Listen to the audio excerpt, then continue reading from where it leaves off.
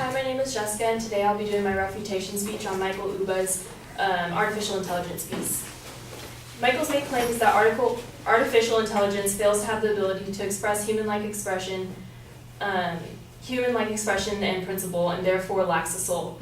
But does having a soul make an AI real? My opponent's secondary claims are that one, artificial intelligence heavily relies on computations and mathematics, unlike the biological aspect of its human's counterpart. Second, that artificial intelligence is devoid of a consciousness, completely eliminating the principle that artificial intelligence uses to express human principle. And third, that artificial intelligence fails to have a complete set of human emotions. But why are emotions irrelevant to an AI?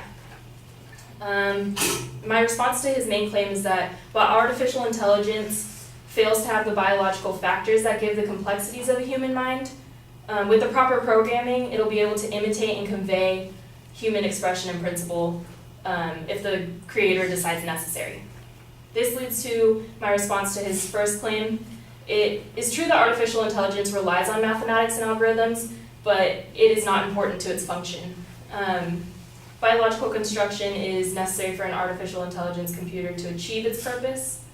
For example, although there are not fully autonomous cars in the US today, from the Union of Concerned Scientists, David Wright, co-director, says that there are, however, partially autonomous vehicles, cars and trucks, with various amounts of self-automation, from conventional cars with brake and lane assistance to highly independent self-driving prototypes.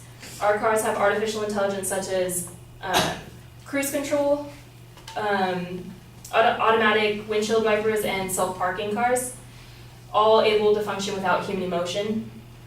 Next, AI is already achieving the design purpose without the characteristic that the advocate says it needs. Thomas J. Watson with the technology company IBM created Watson, a supercomputer that combines artificial intelligence and sophisticated analytic software for optimal performance and question answering machine. Watson is able to work with Cone, Kaiser Permanente, as well as the basketball team, the Raptors. Working with Watson, Cone is able to analyze data for millions of elevators and equipment to keep billions of people moving safely, smoothly, and efficiently. Quest Diagnostics is able to compare a patient's tumor's DNA with millions of relevant medical and clinical data, and the Toronto Raptors use Watson in combination with its own analytics to pick the best players at the best price for drafting and free agency, all in which are again capable without the use of human emotion. This leads to my second response to Michael's claim.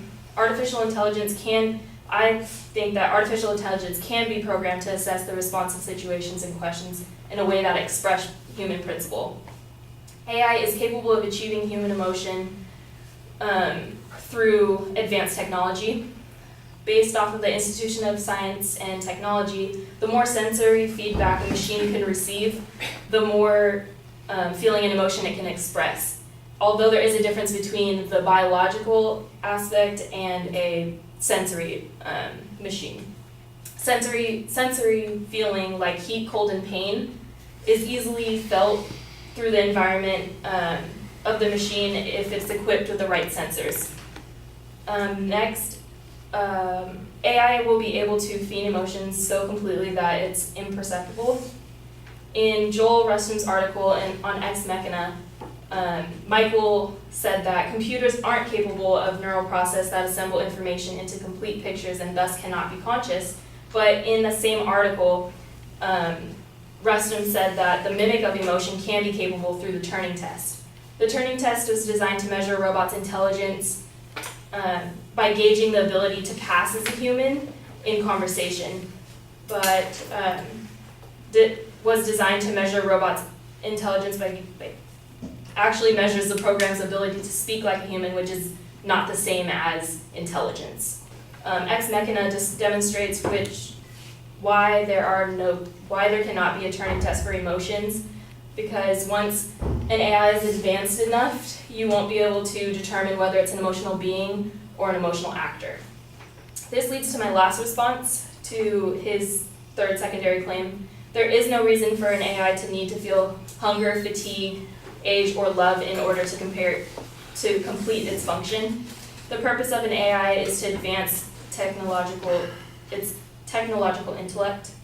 The sole purpose of an AI, according to Intel, is to transform society on a scale of industrial, technological, and digital revolutions before it. Machines can sense, reason, and act with accurate solutions on large-scale problems in fields such as finance, medicine, and education to help us move further, farther, and faster. The concept of human sense is not relevant to the task at hand. Also, artificial intelligence does not need to feel to interact with the environment. William Young says that artificial intelligence does not need to, William Young says that included among these aspects of intelligence are the ability to interact with the environment through sensory means and the ability to make decisions in unforeseen circumstances without human intervention. So in conclusion, artificial intelligence, though it lacks a biological base of human emotion, it is still able to fully and completely perform its task, as well as being programmed through advanced technology to perform human emotion. Thank you.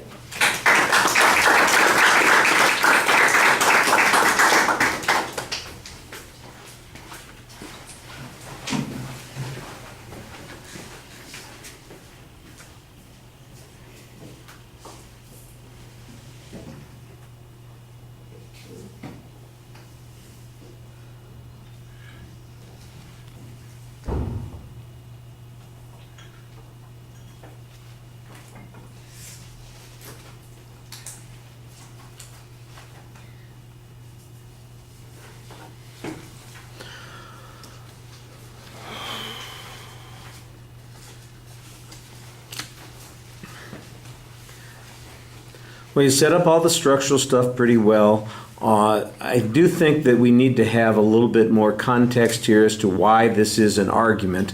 I think that you're so focused on trying to respond to the issues that the advocate presented that we forget the bigger picture, and that is why this matters in the long run. Why is this something that is significant?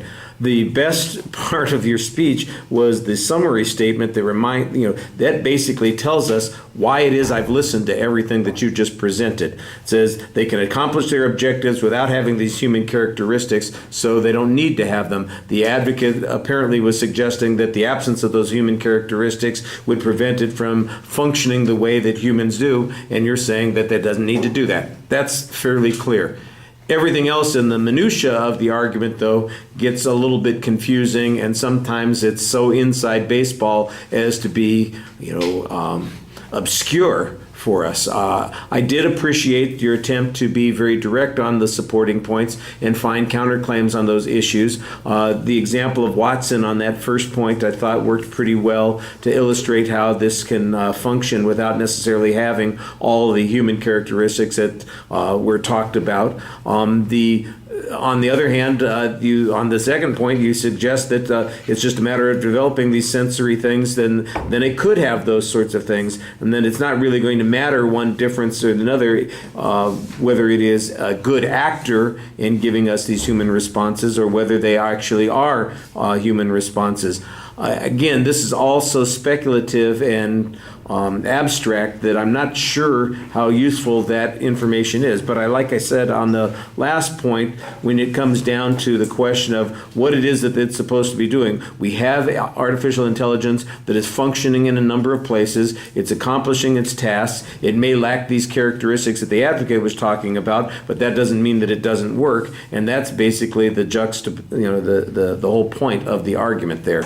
And without that last summary, I think I'd have been kind of overwhelmed with the minutia that you had. As it is, I think that it makes a lot of the things that you presented be more sensible. Thank you.